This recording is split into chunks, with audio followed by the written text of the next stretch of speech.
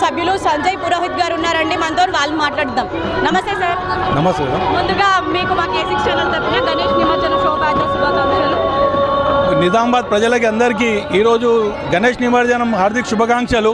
అదేవిధంగా ఇవాళ తెలంగాణ విమోచన రోజు, ఇంకా మన అందరికీ మన దేశ ప్రధాని నరేంద్ర మోదీ గారి జన్మదినం కూడా ఉన్నది. అది అందరికీ చాలా సంతోషం ఉన్నది.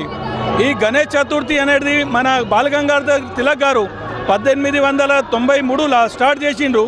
ఎందుకంటే మన హిందూ ఐక్యత కోసం. ఆ టైంలో బ్రిటిష్ వాళ్ళు మనను కలవనీయకపోతుండే.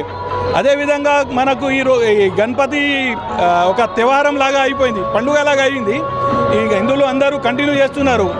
ఈ గణేష్ దయ వల్ల మనకు రామ మందిరం కంప్లీట్ అయింది. ఇప్పుడు జై శ్రీరామ్ నారా పోయి జై శ్రీరామ్ అయింది. కానీ ఇప్పుడు మనకు కాశీ మథుర బాకీ ఉన్నది. ఇప్పుడు మనం నారా హర హర మహాదేవ్ ఉంటుంది. ఇప్పుడు